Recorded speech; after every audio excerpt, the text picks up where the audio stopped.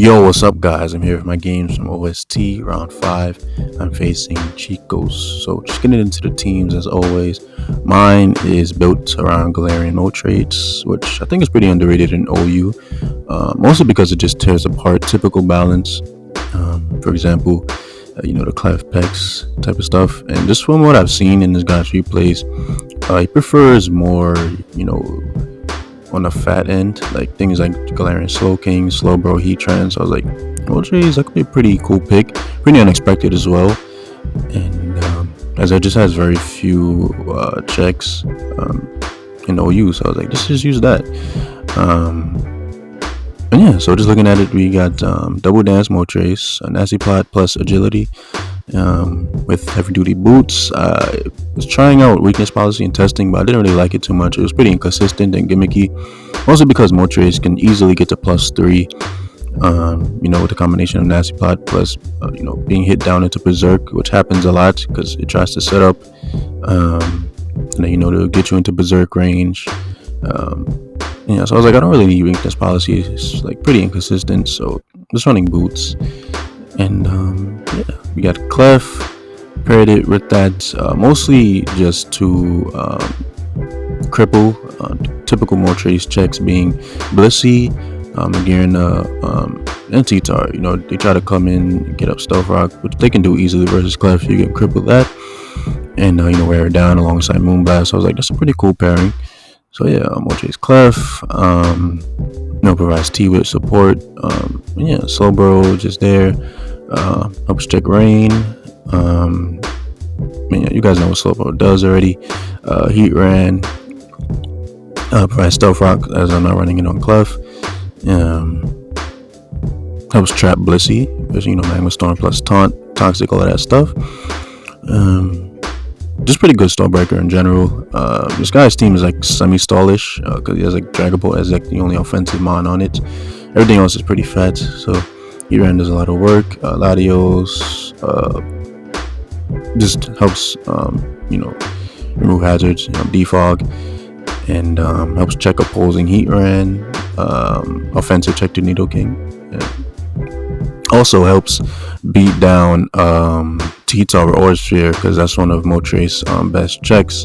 Or Sphere to kill that, then you can late game with your Moltres. So that was the idea between Latios plus Clef, helping that out. And Latios is just pretty also underrated mon at the moment. And Nidoking helps check Tapu Koko and all that good stuff. So looking at it, right? So basically, I just wanted to win with Moltres.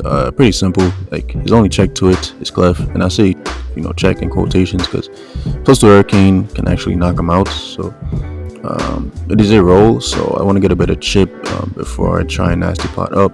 Other than that, nothing takes a hit at +2. If he's not Haze Pex, I just sweep. So I set up versus Corviknight, non-toxic Pex, Dragapult locked into Shadow Ball. It just finds a lot of opportunities to just come in and win. So I was like, Moltres is definitely my number one way to go in this one. Clef is super annoying. Like, Trick Sticky Barb really just punishes Pex and Corv, and really nothing can like hit it too hard outside like a Life Orb Chomp. I was like, yeah, Clef is like amazing in this one. Really has no way to deal with it. And if I can trick Pex, it opens up Moltres to like flinch it down alongside the the barb damage, or trick Cord opens up Latios more, Nidoking as well. Slowbro is there to guard against Chomp. Pex again, if not toxic, punishes Corviknight U-turn. So Slowbro should be solid here. Terran just beats a large portion of his team. In fact, it beats like 5 members. Everything besides Chomp loses to it. Clef loses, Corv loses, Zapdos, if he's not some offensive set, loses. Dragapult can't touch it very well. So outside like Spike Hydro Pump, which has been picking up use in tournament play. But I was like, Heatran is pretty amazing. I have Toxic for Chomp, so like long term is not a good counter. And his defog is Corviknight, so Stealth Rocks, you won't be able to get those off because I'm a Heatran. And the Latios is okay. It's not gonna be doing much though. He has a Corviknight plus Clef to like play around it. That was solid, just being able to defog on guard Chomp. Though I'm most likely just gonna want to trade rocks because rocks go a long way for me, and it does for him. Because I have Magic Guard, Needle King is not weak to rocks, things like that. A lot else is there, but it's not gonna be doing much. And Needle King is solid, being able to revenge kill Dragapult or potential Chomp because I am Scarf, and it's just pretty difficult to switch into despite being Scarf. So like I said, just went over Moltres. That was super annoying, and Heatran. Really just Heatran plus Future Sight. If I could like position Heatran after Slowbo clicks Future Sight versus a Apex or Corv, he really has no switch-ins because Magma Storm his Future Sight destroys Chomp. He's gonna take like 60% plus the Magma Storm damage and Stealth Rocks. Like it's just really not a good situation for Chomp, and his Fire Resist his Pex, which also dies to Future Sight. So like that's a really good combo here. And yeah, let's just get into the game. It's a pretty simple one, pretty straightforward. So Elite Clef, as I figured, it just has the best league matchup versus literally everything on his team. I trick Pex, I trick Corviknights, I beat Chomp, Dragapult, like it beats everything. So I was like, let's just leave with that. As he leaves Polt, and here's a pretty free trick because he has no reason to stay in, as he has two pretty good like checks to me in Pex and Corviknight. So I knew one of those was coming out there. As I just T-Web the Pex because I'm not switching and I don't want anything else getting knocked off. And there's really just no reason to not click T-Wave. I get potential free turns if he gets paralyzed, so just why not go for it? And I'm able to just paraflinch it down if need be. So here just me clicking Moonblast a bunch of times, and I finally switch into Latios knowing that he has to recover. But this allows us for me to pull a double out to Heatran knowing either Corviknight or Clef is coming out, which then means I get up Stealth Rocks. No way he stays in there, just dies to a Psychic move. So it was a pretty safe double. Even if he stayed in, I could have Magma trapped him, so it was fine. As he does pull that switch out to Corviknight and able to get up Stealth Rocks for free essentially. Goes to Chomp. Again, I'm fine with this. I'd rather trade Stealth Rocks. I don't care about Stealth Rocks on my field too much. As again, I'm gonna set up that Future Sight, just in case Tran comes in. I'm able to Magma Storm the Chomp and just destroy it. Really, like it's gonna take a ton of damage on top of the Magma Storm. So here I go to Clef just to scout to see if he had Sticky Barb, because I don't want my Slowbo getting crippled because I kind of need it for a couple of mons on his team. And obviously, Clef won't be hurt by that. I just wanted to scout really, and if he's Thunder, I'll cover that as well because I don't want Slowbo taking that huge hit. Based on how he just went straight for Thunder, I'm thinking he's most likely Life Orb, because that's the set that runs Thunder. As I'm able to just go to my Clef, and Future Sight is up. So here I just go for Trick, because if Pex comes in, it's at what 60%, it'll die to Rocks plus Future Sight. So I know he won't go to that. I know he'd go to Corviknight there, so I just Trick just to take his leftovers.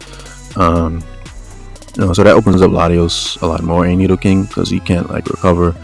He's forced to roost a lot more often. As I go with Tran here just in case I wanted to defog, and if you roost, I gain a lot of momentum, and I'd be able to follow up for Toxic or Magma Storm. I didn't want to go Slowbo because that would allow Zapdos to come in and Volt Switch, as I don't really want to go hard Needle King because it's pretty solid versus team, and it gives him leeway to Hurricane, stuff like that. I just want to Heatran in. Chomp versus Tran is not too big of an issue because I have Slowbo and Clef to wall it, so I was fine with that. As to go to Tran, pull the switch out to Clef, just scouting for Toxic. He's leftovers, so even if he's like a Swords Dance variant, he won't be able to knock me out. So yeah, just go straight for the safe Moonblast as Pex comes in. He goes for Knock, which is weird. Recover was definitely the best play there. I guess he really wanted my leftovers gone, but you didn't really need to do that. I think the priority was to keep Pex at full, but he does knock off, which doesn't really matter too much. Again, Latios is like the least useful member compared to everything else, so I didn't really mind this too much. Though no Life Orb means I can't to a kill the Clefable, so that kind of sucks. But this is the only time Latios comes in, I think. Yeah, like it only came in once this entire game, so it doesn't even really matter. As I pull the switch up to my Heatran. Solid play going to Corv. No way I had Mystical Fire, and I probably don't even have it on the team of Heatran and Needle King. So Corviknight is pretty safe for him. As I pull this switch out to Heatran, just keeping up the offensive pressure. I think this time I Toxic. Yeah, it's a Toxic. Knowing the jump's coming and no way you stay in there on a Magma Storm. He's probably Fizz Def. You don't want to take that. You'll be in range of rocks, I'm pretty sure.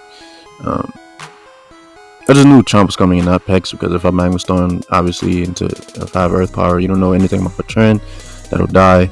And yeah, I just knew Chomp was coming, and I just want that Toxic, just to wear that down a bit. Helps put that in range of Moltres later on, as he pulls a double out to Zapdos, probably predicting Slowbro, I'm assuming. Because you don't really want a Toxic again into Clef, that lose you a lot of momentum, so double to Zapdos makes sense. I just go to Clef because I don't want Slowbro getting Toxic, though he probably wouldn't, because he's gonna have a Clef. His Zapdos reveals to be like offensive, really offensive, because that Hurricane does a ton. And I'm here, I'm like, I can't stay in and take another one because I die, so go straight to Heatran, just the safest play. Don't want to go hard Nidoking on a Hurricane. So as I go for Magma Storm, knowing I have to take another Thunderbolt. Magma Storm, alongside rocks, does a ton to the Chomp. As I put a Switch on my Slowbro, knowing that Toxic is not coming there again because I have Clef. And I'm just using my Slowbro as a pivot switch, so I can get the free switch to my Clef, because I know I forced a Toxic at that point. He probably expected me to teleport out. I just knew he'd Earthquake first, trying to 2-KO Clef, which is why I'm with the Slowbro. As I believe I pull a double out to Clef. Just covers for Toxic and still covers for Zapdos. Honestly, I wouldn't even have risked Zapdos there, because if I just Scalded, he died. But pretty risky, but a solid play on his part, knowing I wouldn't even teleport. So he's able to go for Hurricane. Wouldn't have killed me, so yeah. I mean, it's Hurricane, 70% accurate. What can you do? It's a tournament, can't really start over or anything. As I put a Switch on my Nidoking there, as Zapdos goes down. I'm not playing any games with Clef. I'm just gonna go straight for Sludge Wave. Even after a Calm Mind, it'll be doing around 60%. Like, you can't heal that off easily. As I'm choice, so I can't stay in. Go straight to Slowbro just in case he wants to U-turn. Just do a bit more damage to Corviknight, and next time he comes in, he'll be at around 60%. After rocking him and all that stuff, he pulls a double out to Dragapult. I don't know, predicting what. I just go for Future Sight because it's like, bro, I know you're Bandit. If he Phantom Forces, like, I don't even think it kills Slowbro, and I don't even think Band Dragapult can afford to run Phantom Force. I think you have to be like U-turn, Steel Wing, of course, Dragon Dance and Sucker. So to go straight for Future Sight, no reason not to, because again, I know he's Bandit. So this allows for me to set up the situation I was talking about at the beginning with Heatran plus Future Sight. And here, he cannot switch because Future Sight is up. So if he goes to Pex, he's gonna instantly die. If he goes to Chomp, he's gonna die to Magma plus Future Sight. So he's like, this is getting checkmate. He can't switch. Goes with Thunder. Again, sucks, but using 70% accurate moves, not much I can do about that. Just use Thunderbolts as I taunt, just in case I get like paralyzed and I can't like Magma the Clef the following turn, just to be safe, because I know Thunder won't like 2-KO from here. Basically, if he's able to like I said, Thunder me, para, with a taunt, shut down a potential Assault World, and then I have a couple of turns to hit my Magma Storm just in case I miss. Over another Magma Storm, like as you can see, I missed, so it was best that I went for taunt. Thunders again, misses, get paralyzed. See, and like the game is pretty much done. Like, you can't beat Nidoking plus Heatran with Clef, because Sludge Wave would do too much. Just it's a really unfavorable situation, so just forfeits there. Again, I had a huge matchup advantage, so I mean, I don't think there was anything he could have done really. And once Corviknight went down, just Earth Power just swept. So yeah, that's game one. Pretty simple, pretty straightforward game, and we'll be back with the second.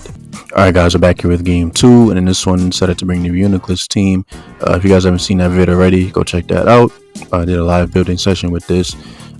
Just made some adjustments to the sets, like I changed Scarm to Whirlwind, mostly for opposing Reuniclus, because those could be an issue. And like Swords Dance Lander's T, and I put Toxic on Blissey over Shadow Ball, because with Spectre Band, there's no reason to run it really anymore. So yeah, that's pretty much the only adjustments I made. And again, just from what I've seen from this guy, A lot of his team just got straight up 6-0, like literally 6-0 by Reuniclus. So I was like, that could be a pretty incredible bring. Um, Again, mostly unexpected, because it just eats up these type of teams. Like the passive stuff, like Ferrothorn, Mandibuzz. Rotom's not exactly passive, but it just set up fodder. Like you saw, he brought Pex and Clef in the last game, so stuff like that, Reuniclus just eats up, and it does. Walls Nidoking, Walls Ferrothorn, Walls Rotom. Dragapult cannot do much damage to it, even if Choice Specs after +1 because I have Spadef. Shadow Ball is not doing anything. And Mandibuzz loses unless it's Whirlwind, which they really shouldn't run anymore. And yeah, like Reuniclus just kind of just auto wins. Really just need to know if his Rotom is like random Trick Scarf, and that's kind of it. The only other thing that threatens it is Soil Dance Landers, but if I have Grassy Terrain up and I'm at +1, Earthquake's not doing anything. So yeah, really just set up a Reuniclus and win. I set up versus so many things on his team: Nido, Pharaoh, Rotom, Mandibuzz. So yeah, really not too crazy. Just trying to win with Reuniclus. Skarm's there mostly just to wall landers. Spikes are nice versus Ferrothorn and Pulse. Nidoking doesn't really matter because I walled it between Blissey and Reuniclus. Blissey really just sits on everything on his team besides Ferrothorn. Completely walls Nidoking outside. I don't know, Superpower. Walls Dragapult, Rotom. Toxic for both of them. Rotom and Mandibuzz. So Rotom, Blissey is excellent. Moltres, they're mostly the defog. Mystical Fire is cool versus Rotom, so I can actually stall out Hydro Pumps and just stay in if I want. Yeah, spin with Moltres. It's not gonna beat his team offensively. It's just really nice to have just a defog if I need it. Nidoking tears him up, though it can't really come in on much besides Mandibuzz. And yeah, everything else can threaten it. So Nidoking is solid, but it's gonna be difficult to get it in.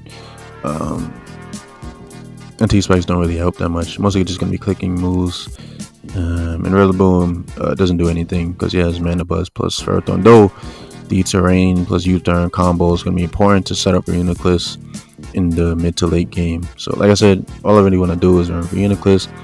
Spikes are nice, but not necessary. Blissey beats a lot of his team. Moltres can take on most of his team outside. Stone Edge Landers T, and Nidoking is a huge problem. Mostly just gotta watch out for really nothing. I guess like Rotom. Spain Split could be annoying, but that's kind of it.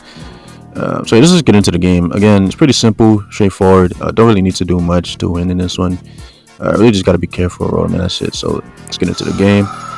Why is music on? No. Sorry about that. As he leads Dragapult. I lead Blissey again because it beats everything besides Ferrothorn. And with the cells, just for me to get up Stealth Rocks. No way he's banded. No way you bring that twice. As I go straight for Stealth Rocks. Knowing just he's not going to stay in. As a hard switch here. I'm not a teleport. Even if I did, I would have stayed in to take a knockoff. To go hard Moltres just applies the most pressure. I don't want to go Reuniclus again on knockoff because I need my item actually. As I just go straight for Mystical Fire. It's the safest play. Wants to go Rotom, that's fine. I mean, I just root stall. And he reveals to be leftover, so that's good. He's not Scarf, so Reuniclus doesn't have to worry about that. Also Volt. This is pretty laughable damage. I know it's safe to stay in there and just Mystical Fire again because Hydra won't be doing any type of damage. As I'm here, I actually hard switch out. Scouting for Specs Hydro Pump because it's actually a roll to knock me out from there, like 59 to 70 something. The Moltres even at -1. Oh, he's basically at neutral.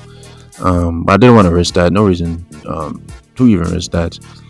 Just in case, just go to Blissey just to be safe, just to see if he had it. Again, there's no reason to risk Moltres as he just U-turns, so I'm assuming he doesn't. I don't know why he U-turned, because if I had stayed in and like burned him and went for Mystical Fire again, he'd be in a bad spot because he really didn't have like very many good switch-ins for that. Rotom would be taking a -1 and everything else doesn't really take that. So I don't necessarily agree with the U-turn there, but I'm assuming he like really predicted me to go to Blissey just on a scout as yeah, I do that as I pull a touch of Skarmory again. Its only purpose is to deal with these landers. So actually spike here just to get that out, because I know his +2 stunner is not going to do any type of damage to Skarm. As you can see, just get up a this one spike helps versus Dragapult or Furrow, wearing those down for Rillaboom, and things like that. As I just wearing them out, not playing around with the landers. As here, plus out to Bliss again is safe. I don't probably expected me to want to stay in there, like just being unnecessarily aggressive, but I have no need to. The matchup is just heavily in my favor, and I figured he'd just attack that turn instead of U-turning. I don't know. I just figured he would just attack that time. Because if I had stayed in with Skarm as a U-turn, that'd be pretty bad, because I'd just like delete all the progress he made with Landorus. As the next time he can come in, he can SD and actually kill Skarm. So it's best for him to just attack there. Don't really want to risk U-turning as I roost. As I go straight to Blissey, yeah. As here goes for Pain Split, but I'll go for Toxic Battles just in case he wanted to Volt Switch out, which I actually expected him to do. Or yeah, just Volt Switch out to Furrow. Just want to get a bit more chip. As I'd still be at like damn near full, so they really need to Soul Bow that turn as I do this turn. And also Wisp. I mean, doesn't really matter. I go for Toxic. Yes, I'm packing that this time. So I can actually beat this Rotom 1v1 as he Volt Switches out into Furrow. I'm fine with this. I think. Yeah, I saw about that. Just stay at full. Be as healthy as possible for Dragapult and Nidoking. In case he is superpower, just be able to take that. As he pulls a double out to Rotom, pretty solid play knowing that Skarm or Moltres is coming. As he Pain Splits, but he's not gonna be like winning versus Blissey 1v1. Eventually he's gonna have to switch. As I saw Bow, I think Seismic Toss that time again just to get that necessary chip on Furrow. To put him in range of things like Rillaboom knockoff after a couple of hazards. As he gets a crit, but does not knock me out because Skarm is so bulky. I'm able to roost that off. As I goes to Rotom, that roost means that I can live a hit from Landorus T, so that's nice. As I'm pretty tired of him full switching around. I don't want to go Blissey, then he's able to go to Landorus T and SD on me because I can't risk going for Seismic Toss because the Quick was do too much to the point where I can't come in on his special attackers, his Nidoking and stuff. And really, I was just using my Nidoking as a pivot to get the free switch into my Rillaboom, knowing that the Hydro's coming. He's faster than me, so I don't know why he didn't just stay in the Hydro. I guess he didn't want me, staying in as he'd be taking more Toxic, and you don't really want to Volt Switch there. It's just too risky. Because I stayed in with Nidoking as he just clicked Hydro Pump, he'd be taking more Toxic. So it made sense for him to hard switch there instead of just staying in. As I pull a hard switch out to my Rillaboom, expecting him to just click Hydro Pump, and it still covers for Ferrothorn. As now I'm finally in a situation to come in with Reuniclus and try to win basically. So I'm at +1 and I'm about to be at +2 from Calm Mind. Yeah, as he brings in Dragapult.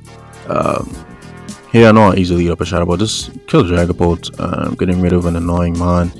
I walled it with Blissey, but U-turn is pretty annoying. As like I said, Grassy Terrain is up, so Earthquake from Landorus will not be doing anything. And I'm at +1, so he has to Swords Dance there. And he's out of range where he can no longer substitute, so I was like, that's great. As I'll just go Skarmory here on the sack because I don't need it at this point. It did its job. It was able to Whirlwind the Landorus, got a spike up, and yeah, Skarm did what it needed to do. And here, just go Rillaboom, the best play just to click knockoff. Don't need to go for Grassy, Glide or Warhammer, knockoff with Landorus from there. And this covers for Mana Buzz as I'm able to knock off his boots. So if I'm able to get up Stealth Rocks later on, he'll be coming in, on Stealth Rocks because he has no boots and he'd be forced to roost. So here, I figured he'd just defog or U-turn. Reuniclus covered for both because Reuniclus is good versus anything he could U-turn into. As I could recover on Nidoking potentially, recover on Ferrothorn, things like that. Though he defogs first, so that gives me a free recover. As he pulls a double into Landorus, probably expecting me to want to switch out, but I am Spadef, so I can just go for Calm Mind versus the Nidoking. Sludge Wave is only going to do around 40%. So I was like, let me just get that Calm Mind up. As Goes to Landorus there. To go for star power, just the safest play, just to knock him out, because I think it's still a threat. Can't let that set up, and I don't mind taking an earthquake in exchange for knocking out his Landorus, because nothing else can kill me afterwards. So I was like, let me just take the Landorus out, but no, he switches, seeing that I calm-minded and knowing that he needs his Landorus if he wants any shot. As here, it's just, you know, Reuniclus calm-minding a bunch of times, or covering versus Mandibuzz, just not risk any crits as he rules. My Reuniclus is like, he has his glasses on. He hits every focus blast. Look, I think, yeah, focus blast there. I think I focus blasted twice and I hit both. Yeah, focus blast again. So if I hit the next one, Mandibuzz is dead, because if he roost, he loses his flying typing, and then I just focus blast. So I hit like 4 to 5 focus blasts in a row, and that's a game, because Landorus Earthquake would not put me in range of Nidoking Sludge Wave. It does like 20% min, and my +2, so I recover on Ferrothorn to beat that, and yeah, so yeah, that's pretty much the game. Hope you guys enjoyed this one. Again, they were pretty, like, they didn't really have to do much in these games. They were pretty simple, so sad to see Moltres, Galarian Moltres didn't get to do anything in the first one, because everybody else did the work. But yeah, hopefully you guys enjoyed this one, and I'll see you guys for round 6. Peace.